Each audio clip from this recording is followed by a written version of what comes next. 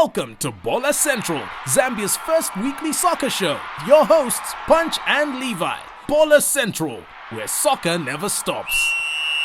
So let's get straight into it. Yeah. We're talking about the FAZ elections. Mm-hmm. Yeah. What do you know about these elections? First and foremost, wait, aren't they done? Didn't Mr. Kamanga win? Wasn't that So declared?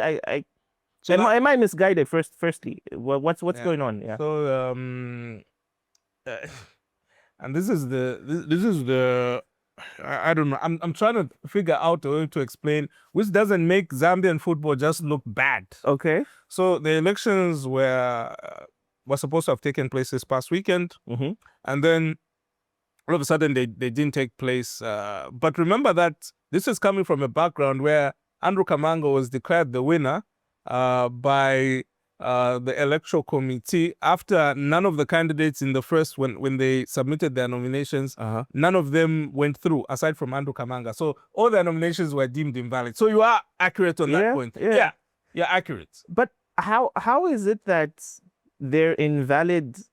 His opponents are invalid, but then he all of a sudden is declared the. That's based on apparently based on the rules.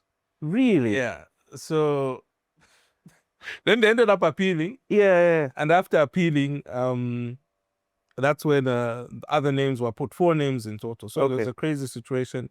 And then coming to so then the candidates started campaigning. There were 5 of them in total, down to 4 after one of them, Francis Amfwiti. Like on the what did I say, 14th hour? Is it 24th hour? 12th hour. 12th hour. Yeah. 12th hour. Yeah. He decides to pull out. That's on Friday, and he says that that he's going to support some of the other candidates. Then come day of the elections, the night before, there's a court injunction, and the court injunction. The courts are involved in this now. Are we allowed to talk about that legally? Yeah. We good? We good, bro? Yeah. So yeah. So the courts say that okay, you guys can have the AGM because apparently they believe that the people who took it to court believe that the guys who that the FAZ exco are there illegally. So the court says that you can have your AGM. You have to hold it. Yes, yeah. Yeah. So that now Saturday, that's on Friday night, remember. Saturday morning, like everyone's there. The FIFA officials have arrived, CAF, OSAFA, and then the event is taking place, the AGM is taking place in Livingston. And the guys in FIFA are just like, what's going on? Now here's the funny thing.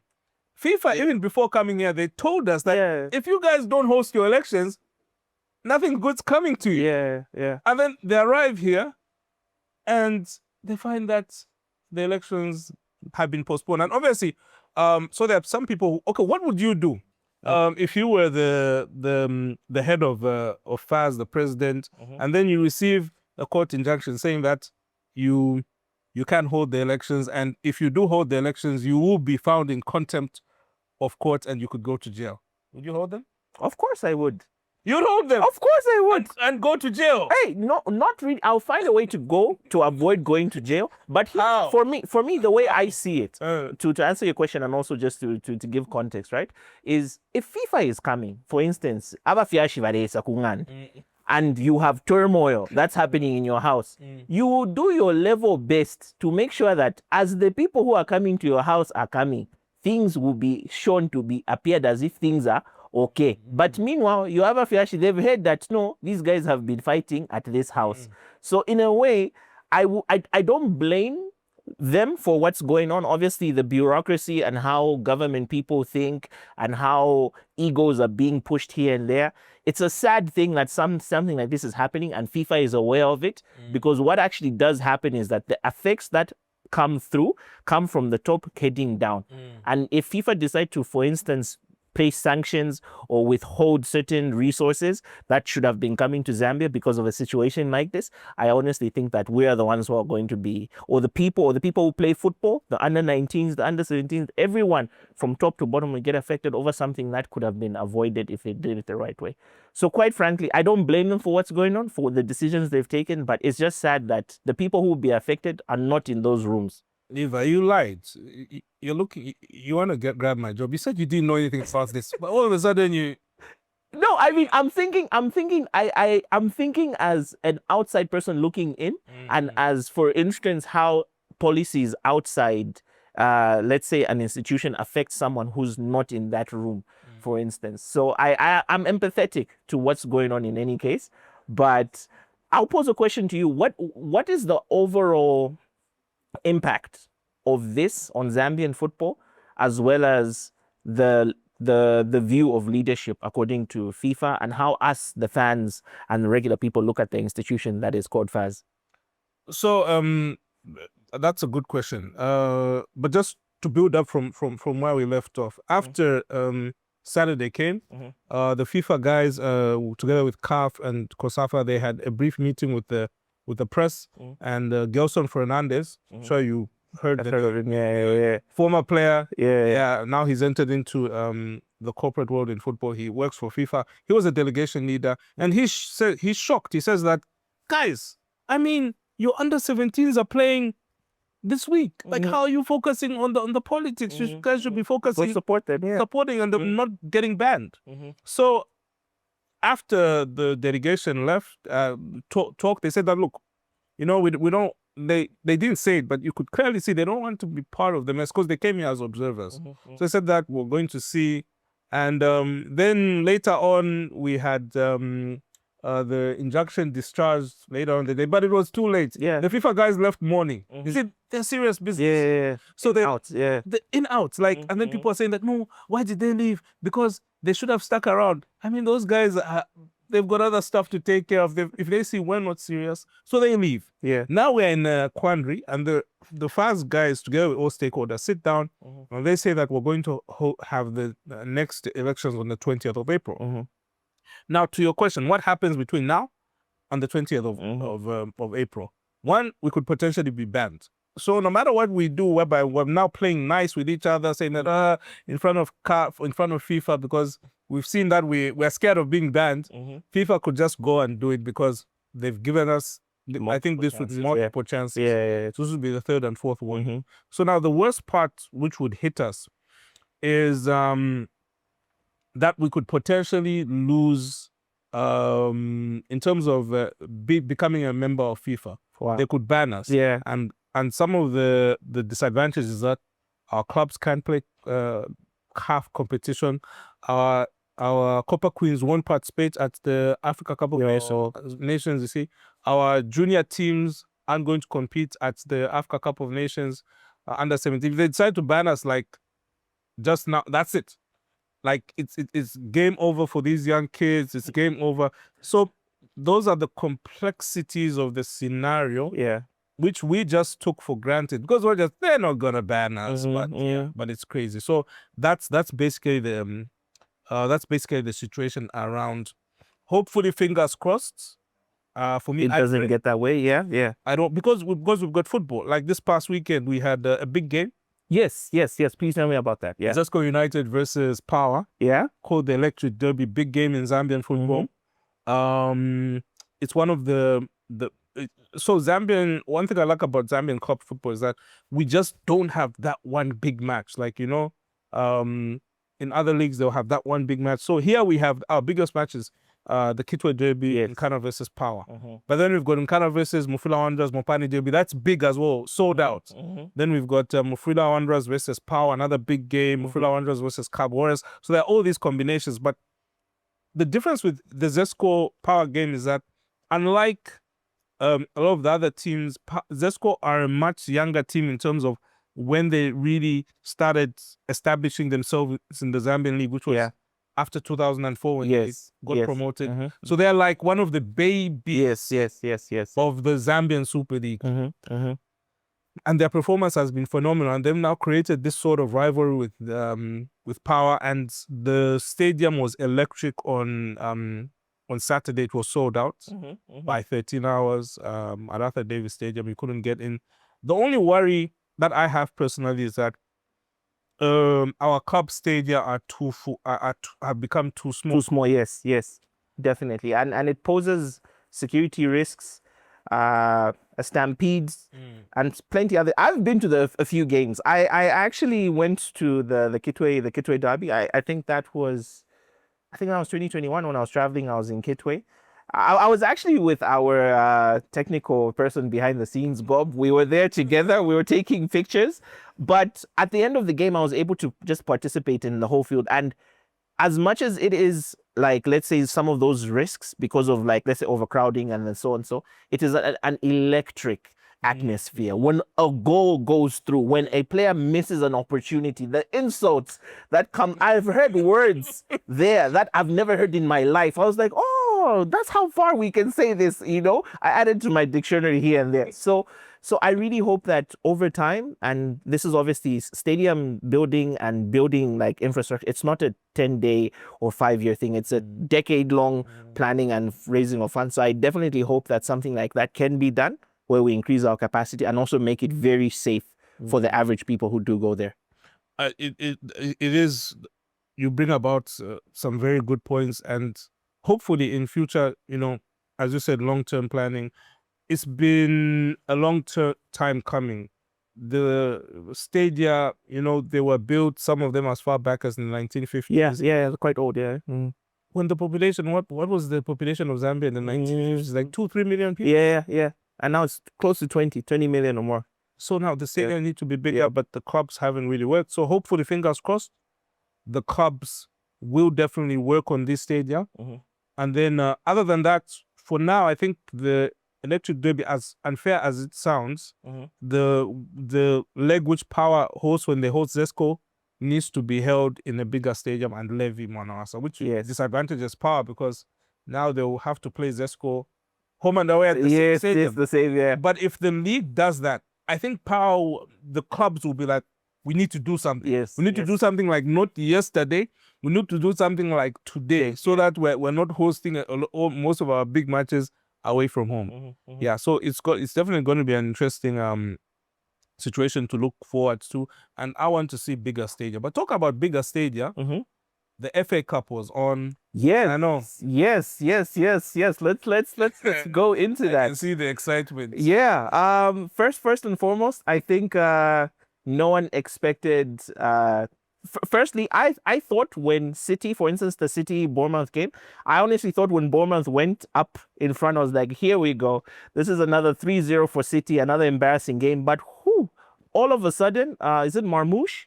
He came in, a big game changer. I do not understand why he's on the bench. I don't understand why Pep isn't putting him in as much as he should be, because I think from the current City crop of players, there is such a thing as winning fatigue. You know, when you've won several times over and over again, what more is there to do?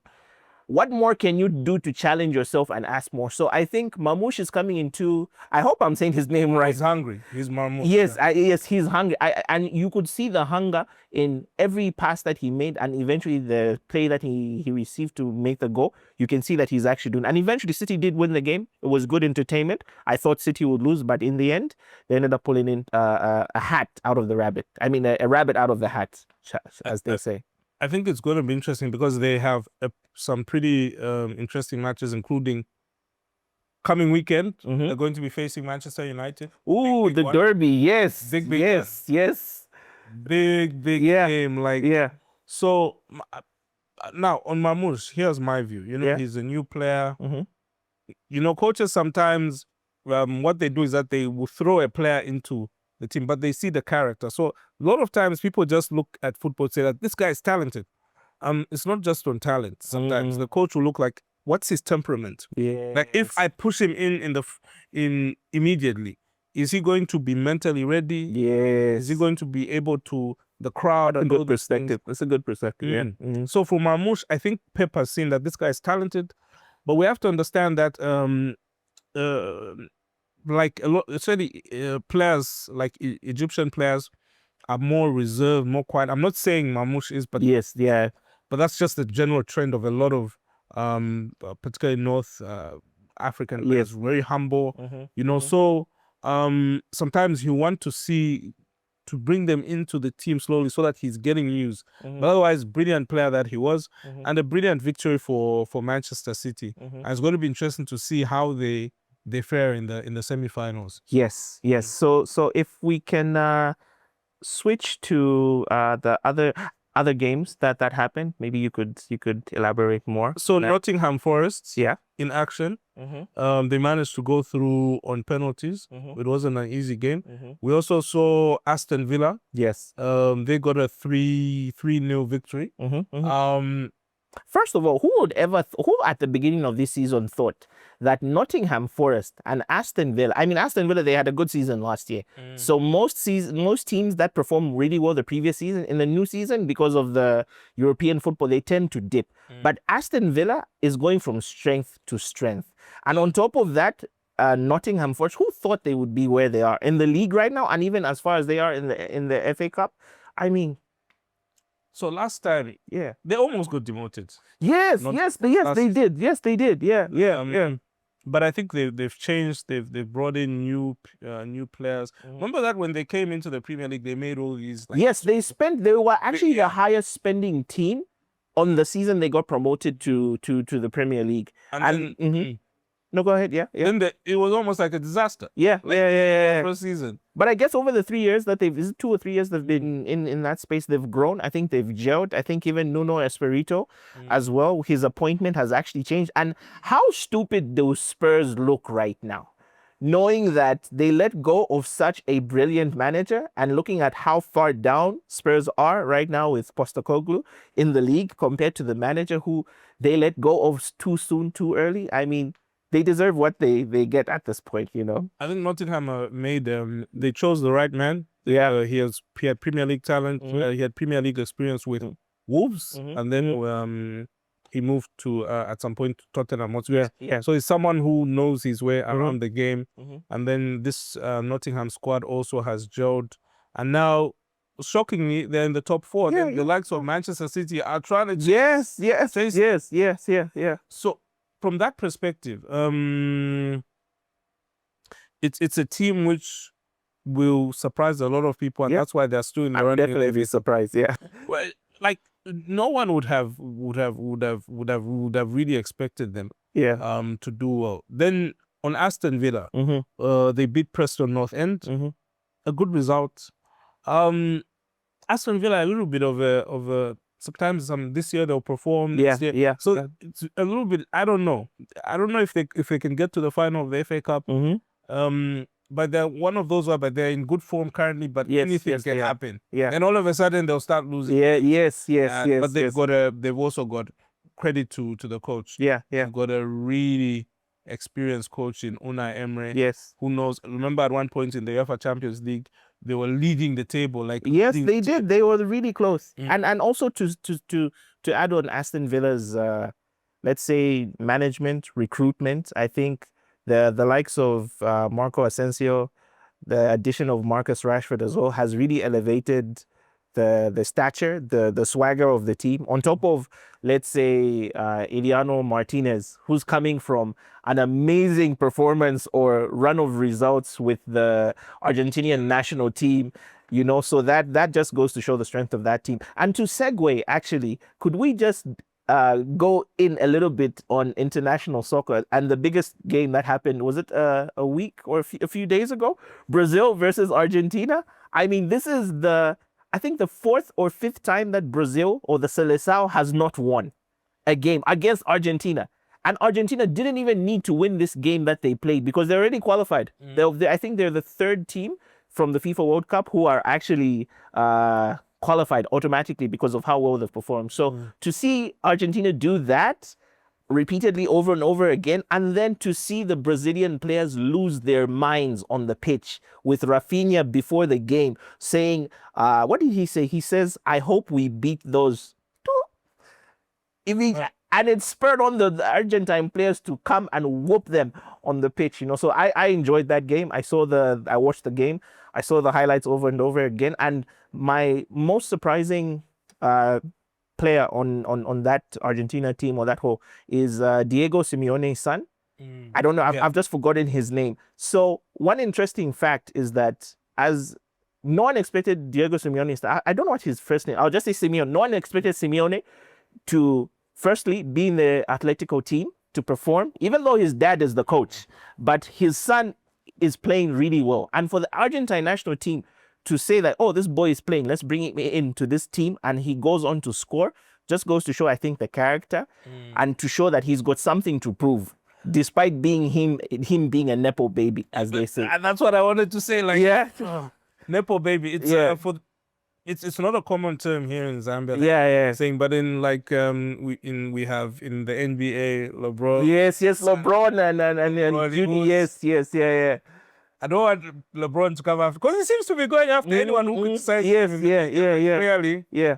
Bronny may be quote unquote an Nepo baby. So whenever a player comes from that situation and then goes to is part of a club where his father has got so much influence. Remember that Diego Simeone has been at Atletico Madrid for a long time. I think it's almost 10 years now. Close to that 10 year, yeah. So now imagine then you have the son in the team, then people are wondering that this guy is not good enough. But now he's in the Argentinian national team, and then, people change their opinions and say that, well, this kid is good. And for Argentina, I think those are a lot of the younger players who are coming through, I feel are much better than the Brazilians at this point. Not that Brazil don't have talent, but they've missed something. And if they miss the World Cup, this will be their first ever World Cup. So wow, to me, so they better really do something. But then also, can we, to be honest with this is an uncomfortable conversation which a lot of people wouldn't want to have, particularly Brazilian fans. Can you name how many Brazilians are performing like crazy, let's say in the Premier League? How many? I mean, I think, is it Acuna? Is it Acuna from Wolves? He's the only active Brazilian player that I know. But it's nowhere near the standard of the early 2000s Brazilians who we knew, the Ronaldinhos, the Kakas, and the rest. So it would be everywhere. You'd find that in Real Madrid. Yes. Brazilians there. Not that they are now. They are now. Granted, we still have the Brazilians who are there who are doing a good job. But you'd find that there would be in Real Madrid, there would be in Barcelona, there would be in Inter Milan, there would be Juventus. There would be everywhere. So that actually, there was an interesting take I saw online on the comparison of how, let's say, yesteryear's Brazilian teams and players versus today.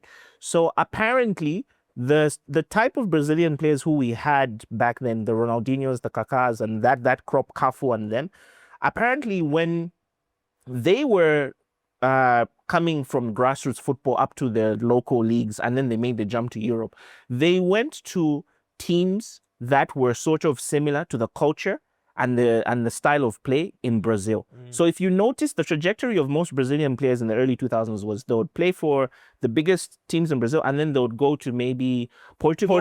Yes. They'll go to Benfica, the Portos, the Sporting, so on and so. And then from there, the traditional European teams would pick them and they would jump in. And that's how they would make the break. However, at that time, I personally think that Brazilian football had a certain swagger. They called it, joga bonito. They had that certain style. And I think ever since the shift to technical line-based football, that Pep revolutionized, the Brazilians have lost their way and their style of play. They're trying to play like Europeans instead of playing as they should be playing. And I think the Argentines have found that mix of South American flair but European tacticality, and it's giving them results, which I think the Brazilians need to find a way to get back to that soul, because we all love them. I'm an Argentinian supporter through and through, but I would love to see Brazil go as far as they did yesterday, because we all love them. We all fell in love with the game because of Brazil and the players that time, but they're just not doing it now, and it's really sad from a neutral perspective to see that happen. They need to do better. They need to push. And Argentina have always had this, European type of play from as far back as the 70s. Oh yeah, They're always structured. Like how many? And I say this with no disrespect to Argentinians. How many Argentinian players can you name? Like master dribblers. Like let's say a Ronaldinho type player. Nah. Yes, there was Maradona was. Yes. Yeah, they're mostly body feints and like quick, yeah. But no step. Like Yes, I can't remember Maradona doing a step over or something. Yeah, no. This is not to say that there are none. There's Di Maria. Yes, there are few. But like, and I think that suits the Argentinian way. But as you said, Joga Bonita, the ball comes, he puts it on his chest. Yes, he flare. Then he fakes. Then he does a step over. Then that doesn't they don't do that. Like when you watch Brazil, I wonder, is this the same thing? Yeah. Like Vinicius, and this is the problem when Vinicius, and I think he struggled with this at Real Madrid in a way. He wants to play a certain type of way, but still deliver results. Then the coach would be telling him that no, don't do the flair thing. Did you see what Vinny actually did during the game? So Paredes confronted Vinny, and they had like a altercation on the pitch. It was like face to face, they're really heated. And guess what Vinicius Jr. did? He was like, I have 2 Champions Leagues. How stupid can you be? You are telling a World Cup winner, a back-to-back Copa America Cup winner, that you have 2 Champions League. Get the hell out of here, man. That is stupid. That is the epitome of applying the right I've even lost. That is just stupidity, to be honest. Why would you tell someone who has done things that you haven't done in a totally different way? Oh, I've won 2 Champions League. I'm actually happy that Vinicius didn't win the Ballon d'Or. I swear to God, you can imagine the type of things he would have been saying to the players on that pitch if he had done. So I really think they need to calm themselves down. They really need to. I have a bit of difference on that Ballon d'Or. Yeah? I felt that for me, as a black person winning the Ballon d'Or, I feel that it would have been some. I know he's cocky, I know what's this, but I just feel that, as a black guy, then we'll just be like, Okay. I think the last black person to win the Ballon d'Or must have been George Weah. Who is it? Yeah. Yes. George Weah, which was mid-90s, early 90s. Yes, so it's a bit crazy that for that time. But talking about winning, this coming weekend, the ABSA Cup is on. Yes, the ABSA Cup. I have a personal connection to the ABSA Cup. I used to work in and around the ABSA brand as a salaried employee. So I had access to the games. I participated in them. I watched them. It is beautiful. I think the narrative that you see around the ABSA Cup is David versus Goliath. And I think even like right now, for instance, the preliminary rounds are being played. So you have the smaller teams, like for instance, is it Solwezi Academy, who's going against like a Division 1 team or like a ZPL team, which like you would never see that on a regular game. But the fact that the ABSA Cup is doing that, and it's been in existence for 18 years. And on top of that, this year they have the highest. They've increased the prize winning to, I think, about 1 million kwacha, if I'm not wrong. Yes. Somewhere there, which just goes to show the testament of this. I like to think of the ABSA Cup as like the Zambian FA Cup. Am I right for saying something like that? So Zambia has never had an FA Cup. Shocking. Yeah. Really? Never. And here's the funny thing. Yeah. Zambia has had a lot of cup competitions. We've had BP Top 8. BP, the fuel company, So there was it. I think it ended in 2007. Yeah. So it was a long serving since the 90s. We had the Champions of Champions Cup. We had the Chibuko Cup, the Heroes and Unity Cup. We had a lot of cup competitions. But funny thing, we've never had an FA Cup. Like never. So what they used to do to pick like the winner of all these cup competitions and the league, there was the competition called the Champions of Champions. So it used to be sponsored by Colgate and Palmolive. Really? Yeah, Colgate and Palmolive. So it was called the Colgate and Palmolive Champions of Champions Cup from the 1970s up to sometime in the 1990s when the league winner together with teams which won 3 cup competitions would come together and play. So now, since then, it's only the APSA Cup has remained. So now it's that cup competition which a lot of teams are looking forward to. And it's going to be interesting to see how the two teams fare. But we're talking in the background. You said what you said you would share like something, like tell us something interesting in the background. I mean, this chair is a bit hot right now. You know, like Mr. Producer, can I have some ice over here?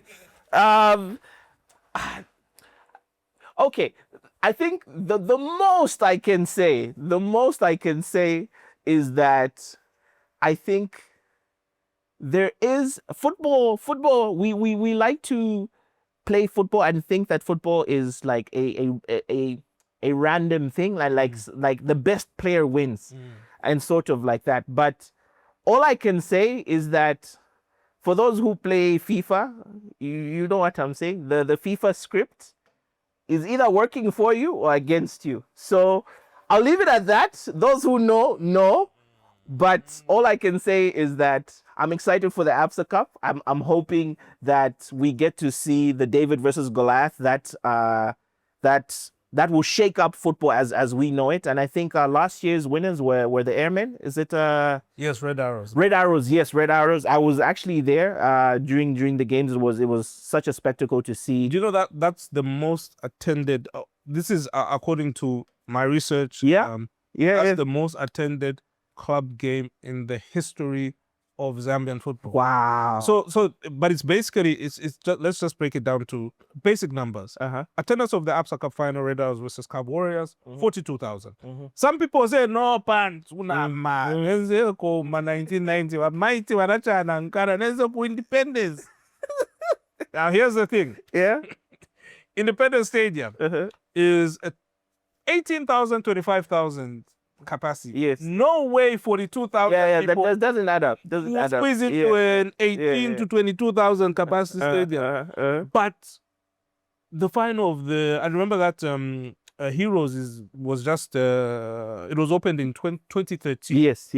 So before we didn't have any stadium as large as that. As large as Heroes. We didn't. Even as large as what about Levi? Levi what's the Levi in and around the same period, maybe just like the I think Levi was 2012, yes, because the Kitwe Derby, that was officially the first ever match day which was ever had, or that's the first ever professional football had at the Levi Monawasa Stadium, and it's also quite a big stadium.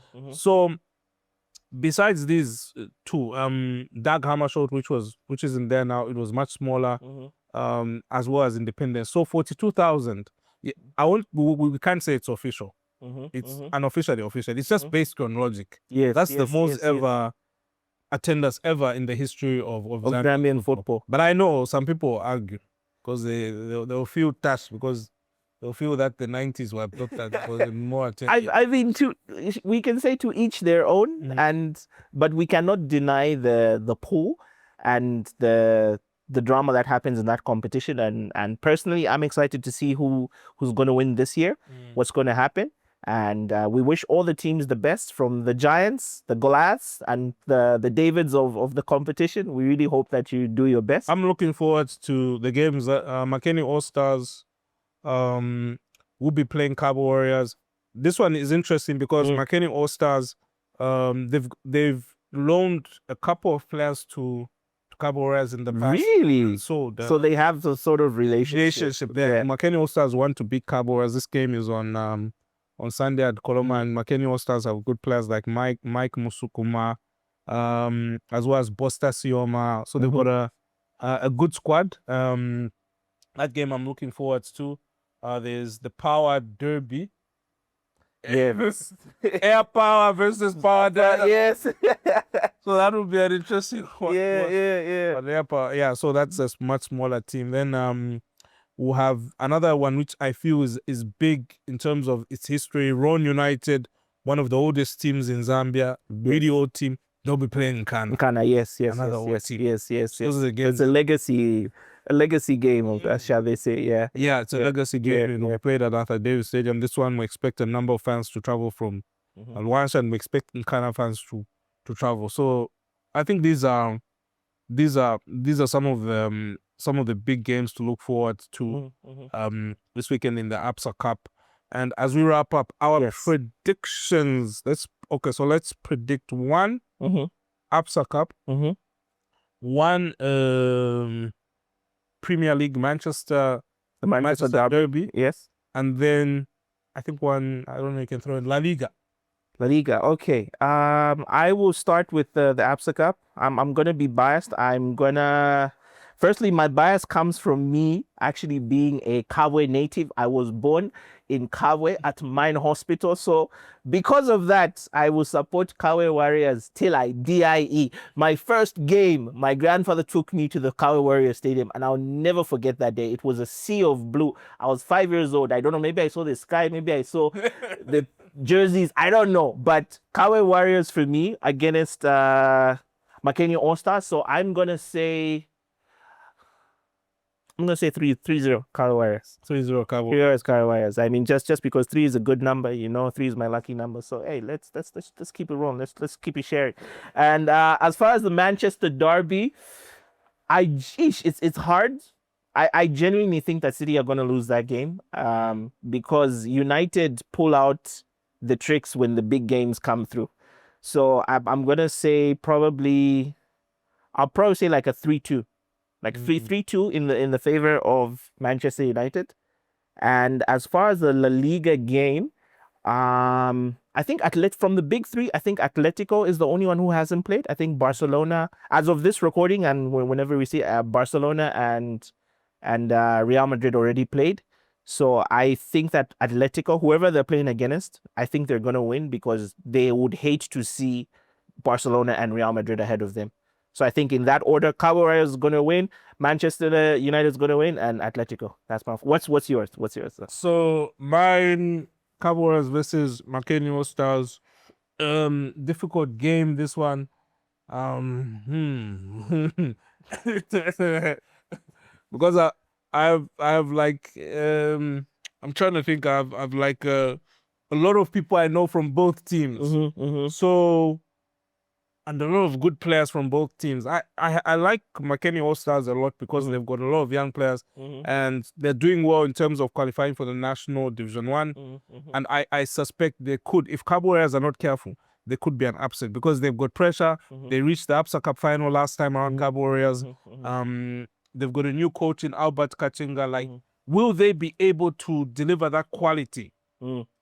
Which they usually do. But it's interesting. I think the new coach dynamic, he's going to change things, which may potentially destabilize the team because of him wanting to bring his own players. So I think the game will end in a draw and Makeni All-Stars advancing. Okay. Because of the new coach element. Not that he's a bad coach. Yeah. But just the changes. Yes. Manchester Derby. That's the difficult one. City. This is not the same City of last season. It's not. It's then Manchester under, it's nothing to do with the coach now. Ruben Amorim has come. It was Ten Hag. In fact, now when you look at the results, particularly the first maybe number of games for Ruben, his results were worse than Ten Hag. Yes. So, it's difficult. But this one, I would say that it's going to be most likely a high-scoring draw, like 2-2. And I would say that Manchester City have got the slight edge in that one. So those are my two predictions for the games which will be coming through. And it's going to be interesting to watch how everyone is going to play.